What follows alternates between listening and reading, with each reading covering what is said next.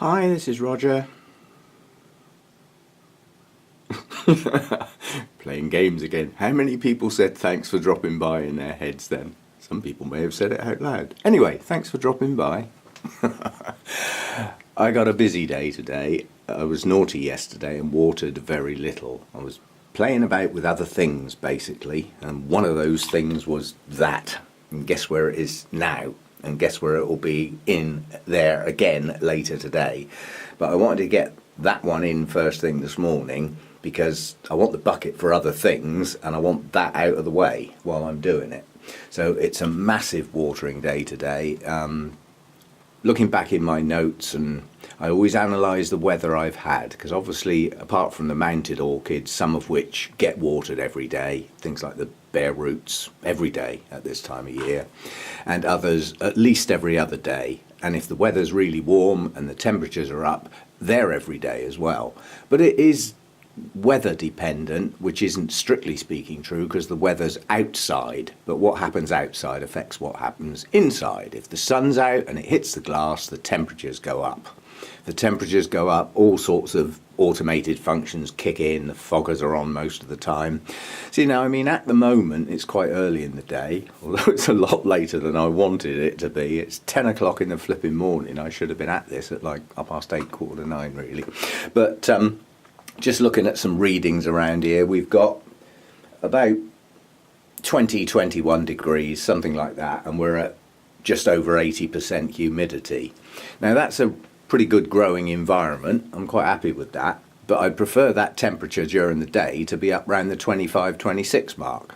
Obviously I'm centigrade. You can do your own conversions to that old-fashioned stuff, Fahrenheit if you like, but I work in centigrade. But yeah, I mean, things are still going to grow, but they won't be growing as well at these temperatures, apart from some which are going to love it. You know, things like Masdevallias and Restrepias, they're thinking, I wish it would stay like this all day and cut out all this heat nonsense that we keep getting. But they got to have what they're given. You know, I can't control it to that extent without huge expense, and I'm not doing it.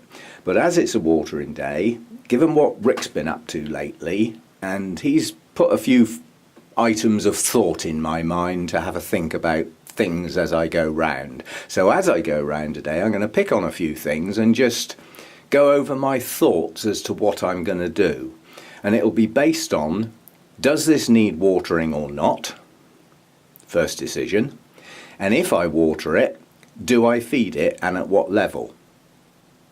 And that decision can't be made on today. It's got to be made on what happened last time and possibly even the time before that.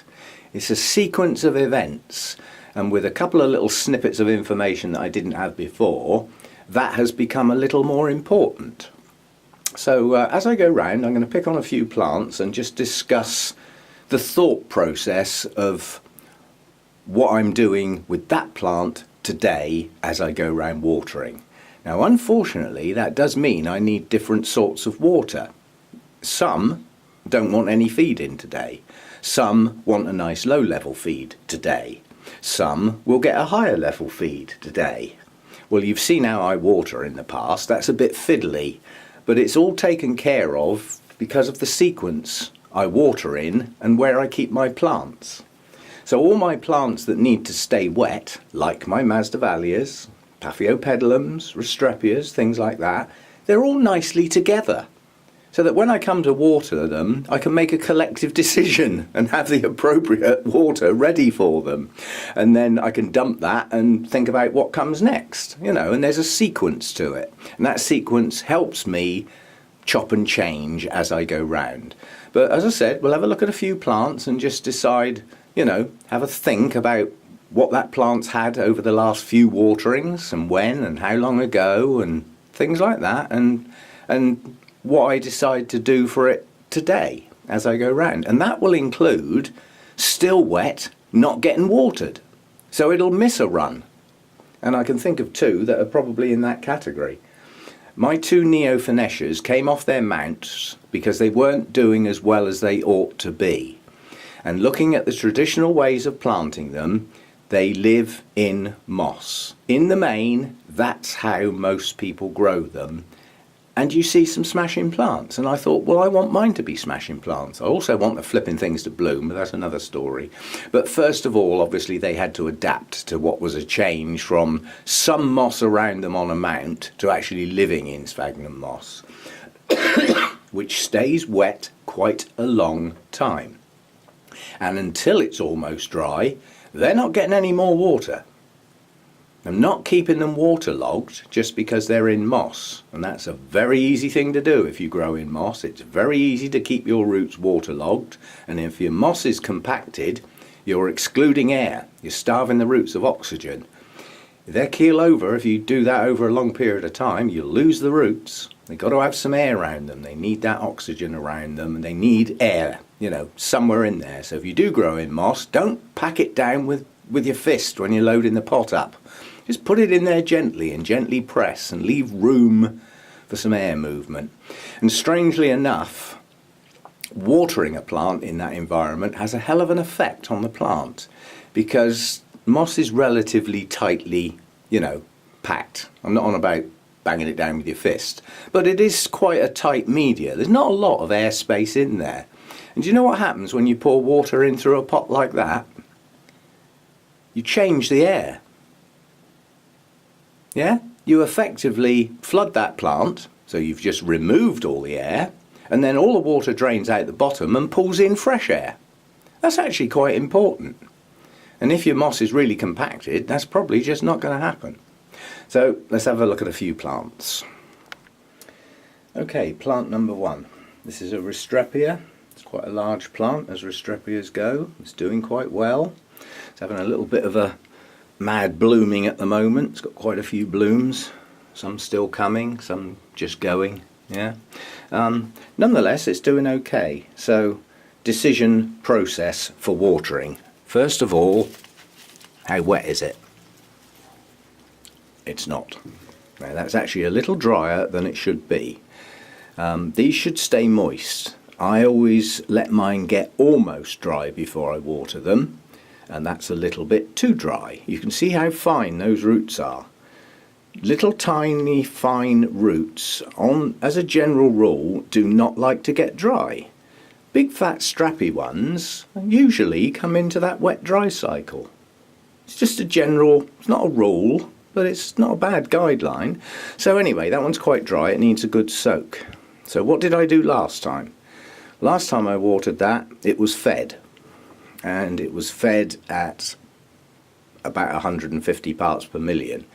Now that is quite a high level of feed for this type of plant, but the time before it got flushed. Yeah? Now let's have a think about the sequence then. So I'm going to put that down because I need to hold the camera.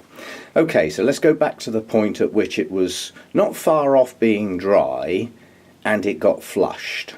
Now at the point I flushed it, what was in that pot? What was in that pot was what was left over from the previous time when I'd watered it. Plus, let's have a think about what it's in. That's in small bark and sphagnum moss. It's a good mix for a Restrepia. But how long has it been in that? Because that is a vital point.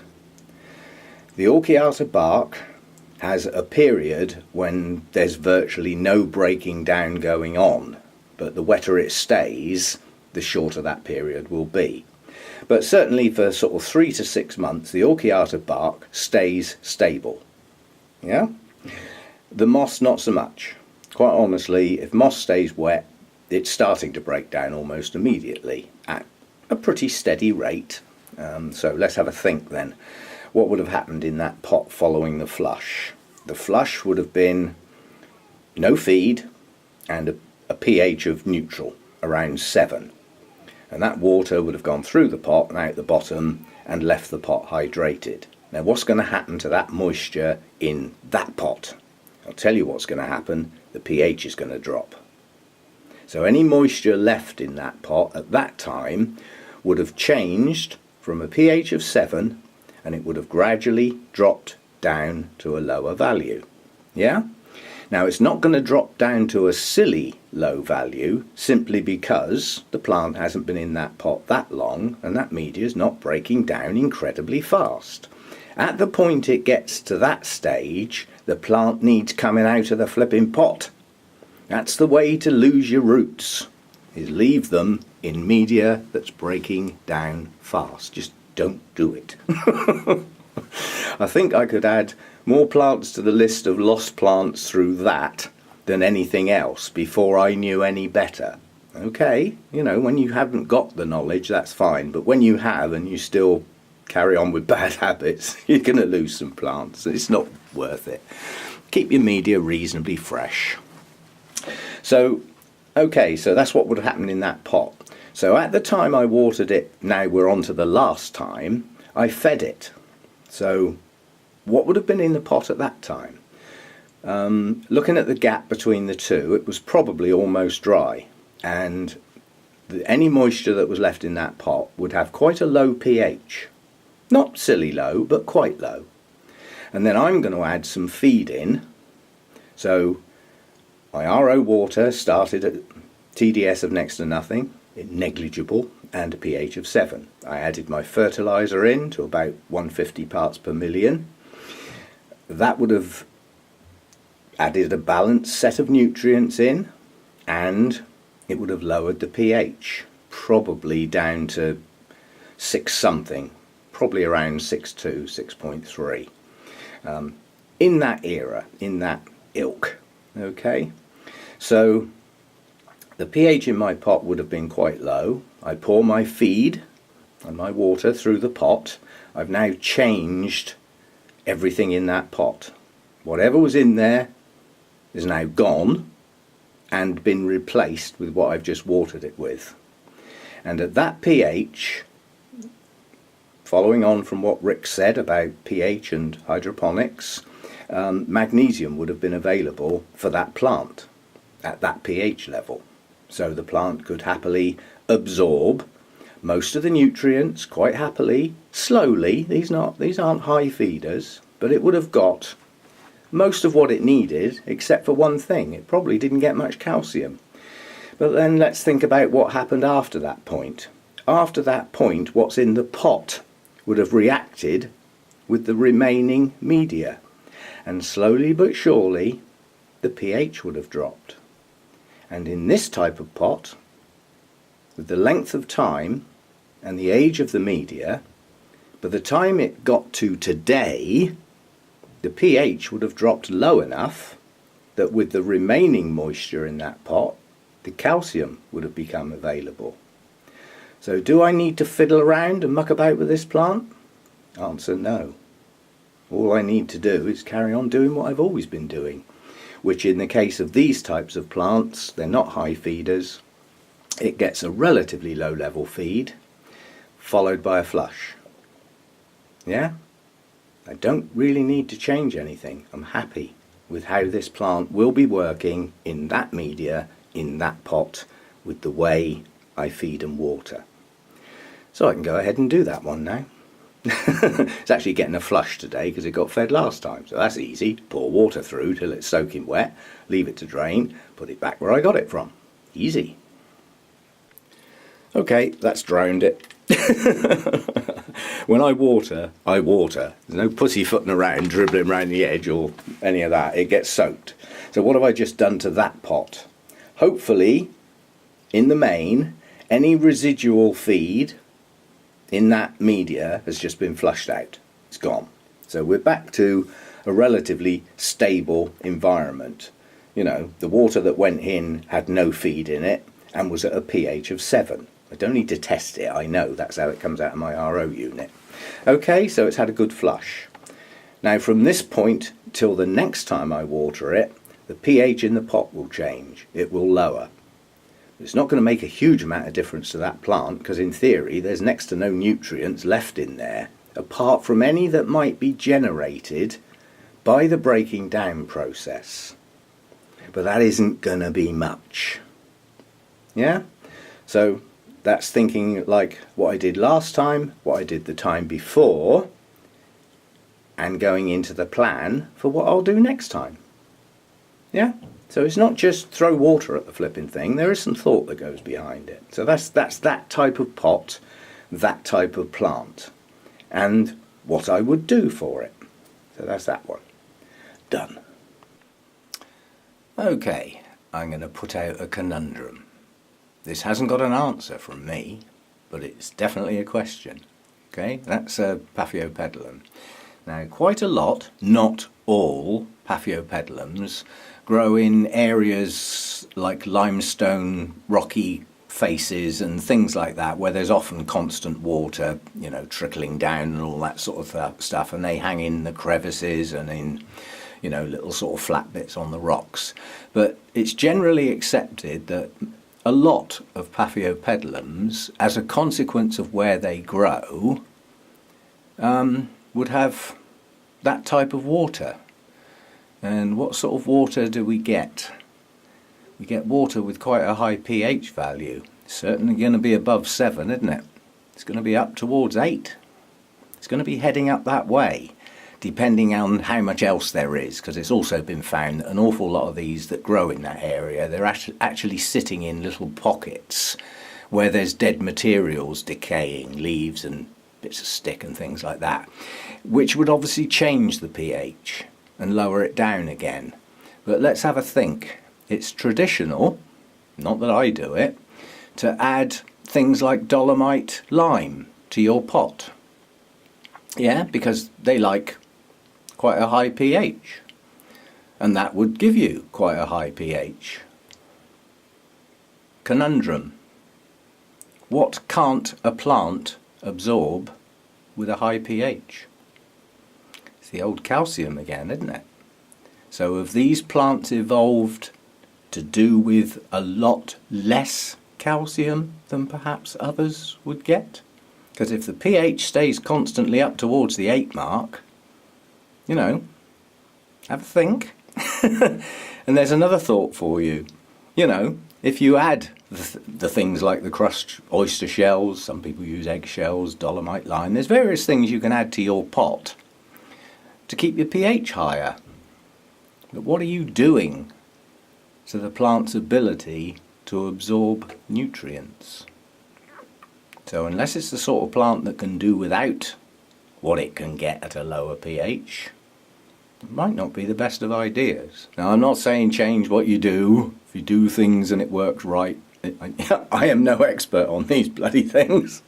I've only got a couple, and they're not in the best of health. This one's doing okay. This is chucking out some nice roots this year, so it's going to live. But, you know, I don't mess with my Paphiopedilums. They get what they're given. You know, they're in bark with a bit of moss, and that's what they get. The only difference with these is I do repot them frequently. Yeah, they do not like the media to start breaking down. It really does them in. And again, that's going to be generating acidity, which generally speaking, where they come from, they don't get much of. So that makes sense. You know, they seem to respond well to repotting as well. They seem to burst into life. Not, you know, a lot of the others don't like being repotted, but these do. Anyway, just some thoughts, just on that particular genus. Okay, let's have a think about this one then. This is a Masdevallia, and this is growing in moss with some sponge rock. Yeah? So from the point this was potted in that moss, the moss will start to break down. Slowly, slowly, slowly at first, and it will get faster and faster as it ages. Right, this is what I wanted to show you. If I put my finger on the top of this pot, it feels damp. It flipping well isn't. Moss can often dry from the bottom upwards. So where are your roots? At the top of the pot, down in it, or even down in the bottom of the pot? That would be good, especially with this one. Didn't have very good roots when I repotted it, but I know they're there. Anyway, so yeah, moss, watch your moss, have a look. And if you've got it in a pot where you can't see, you need to get to know the feel, the weight of your pot. Try and do something other than look, because you can't. If you can't see through the pot, you can't look. Okay, so that's a bit drier than it should be. It's not dry, and bearing in mind it didn't have a very good root system when it's potted, most of the new roots are in the top of the media. So nothing done, that's going to affect the plant badly. But nonetheless, this got missed out last time. It didn't get watered because it was still soaking wet from the previous time. And that previous time it was flushed. And then it missed out on a feed. So it hasn't had any. And do you know what? It's not going to get any again today. These are such light feeders, and the slightest build-up of salts in the pot and your Masdevallias will keel over. They really don't like it. So this can go without. It's not growing at a phenomenal rate because it's summer and it's too warm. They have a growth spurt late winter, early spring, when the temperatures in my growing area are just right for them, and they start pushing on at a rate of knots. But once the heat starts building up, they slow down again. They probably grow as much in the summer as they do in the winter. In other words, not much. And then as the days shorten a bit and the heat goes down a bit, it'll start pushing on again. So even though it is growing some new roots, it's not actually growing fast at the moment. It can live without some feed till next time round. The only thing I will adjust is I'm going to water this one gently, so that hopefully by the next time I come round to look at it, it will be starting to dry a bit, and then it can have a bit of feed. As I say, everything's getting flushed today, and I'm not changing what I'm doing for one plant. So it's not going to get any food. It'll have whatever residue food is left lying around in there, from times before. So not a lot. And that's what it's going to get. Masdevallias that do that have had too much feed. So at some point it had too much. Well, maybe for a little while it's not going to get enough, but what it's going to get is what it's going to get, and that's it. But I just wanted to show that, as the layering effect in moss is different. Still damp at the top, and you can see it's quite dry on the very base. Why is that then? Well, it's because there's loads of holes in the base of the pot. It's perfectly reasonable. There's air coming in from the bottom and it's drying the bottom of the pot out. The middle bit and the top bit still slightly damp, but anyway, it's going to get a trickle. Okay, we're into a different ball game now. We're into the Oncidiums and into generics. They are in various media depending on their root types, root sizes, plant sizes, states of growth. But this one was never my plant. This was actually my daughter's. Consequently, it's staying here now, so it's sort of become my plant. The problem with it is, it was never in my records. So I don't know how long it's been in its pot. But a quick look says, too long. That's coming out. Me, if I see what I consider to be an emergency, blooms or no blooms, that one's going to one side. So whereas I was going to water it, now I'm not. And that will, looking at the root sizes, and you can see some of these roots are not happy. As soon as they get near that media, they're deciding, uh-oh, don't like that. Yeah, that's probably because that media is quite acidic. It's been there too long. So that one goes to one side and doesn't get watered, because I don't like repotting soggy plants. So that was going to be a chat, and now it's a repot. Now here's an example of what it gets like when you've got too many plants. This Shelob Tolkien is in active growth. It's pushing on new growths all over the place. So what shouldn't I be doing with this? Well, what I shouldn't be doing is letting it get that dry. Yeah? Because of the plants it's with, this one should have been watered a couple of days ago and didn't get it. Now, because of the type, that's not going to destroy the roots or anything like that, but it's not going to do it any good. That should have been watered a few days ago. Yeah? So it'll get a damn good soaking now. And that'll pull it back. It's not gone, it's not lost, there's no problem with it. But, if you don't keep your plants hydrated when they're actively growing, what you'll get is smaller bulbs. And you may lose a few roots. And some of your older bulbs might start getting a bit desiccated. I mean, this plant hasn't gone. I mean, the new bulbs on it are nice and plump. It's not a problem or anything like that. But keeping on top of every single plant when you've got this many, it just isn't possible. So you get some that are doing fine and some that have just missed out on something. because of the frequencies. I mean, I don't water by the calendar. There's, you know, temperatures and day lengths and all that sort of stuff, but that's too dry. For that type of plant, it shouldn't get totally dry this time of year when it's actively growing. It should be bordering on dryness and then get a good soak. So I've done this one wrong, but I'll make up for it now. Yeah? Now what will be happening in this pot? That's pure bark. There's nothing else in there, it's just bark. And it's relatively new bark. That's why it's drying so damn quick. That's how Orchiata works when it's new. It hasn't long been repotted, so this bark is still stable. So any moisture that should have been left in the pot and hasn't been, wouldn't have changed its pH to any great extent. The bark is very stable for some time, depending on how wet it stays. That's what affects the length of time.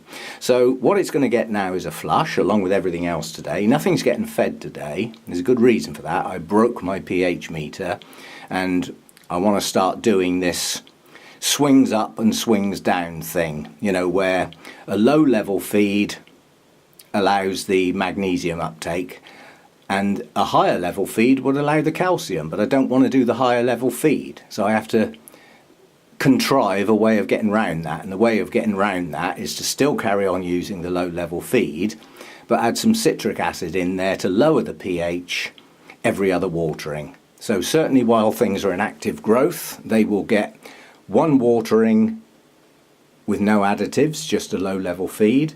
The next watering they'll get that additive, the citric acid, and that lowers the pH of the moisture that you give them. That allows some other nutrients to be taken up, and then the next time they'll get a damn good flush and wash the whole flipping lot out and start again. And I think that's a reasonable cycle for plants in good active growth, which is like what this is. It's on its last spike now. The other three have gone, but you know, it's coming on. New growth's coming on, so it's doing okay.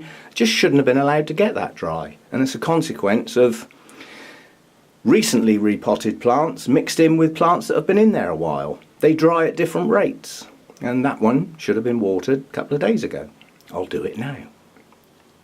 Okay, that's drowned it. That's sorted out its lack of hydration related problems, but let's have another think. That was pure water. Excuse the noise going overhead. As I've said before, Bournemouth Airport is just up the road, so we do get some, we're not on the flight path, but that was a helicopter. They do their own thing with flight paths, they don't have to obey the rules. What have I just done? I've watered that with pure water. How much feed did it get? Absolutely none. Not true. Why isn't it true? Because the last time I watered that, it got fed. Yeah? And because the bark's new, what happened after I watered it last time with the feed? It probably dried out quite quickly. Did it use all the nutrients in the pot? Did it hell? So I've given it a flush, and a lot of the residue feed from last time will have been washed through. The chances of getting all of it out are relatively slim. There'll still be some dissolved salts that were undissolved that are now dissolved that will be available for that plant. Boy, will it be at a low level, but it won't be zero. There will be a few nutrients available to that plant while it's waiting for its feed next time. So, you know, unless you want to pour 3 or 4 gallons through a pot and then come back half an hour later and do it again, you won't have flushed absolutely everything out, but we do the best we can. So I know that there will be a very, very low level of nutrients for that plant available soon, because that media is now wet. So any undissolved salts that didn't get flushed will now dissolve and become available. So it's just a thinking thing. That's all you've got to do, is think it through.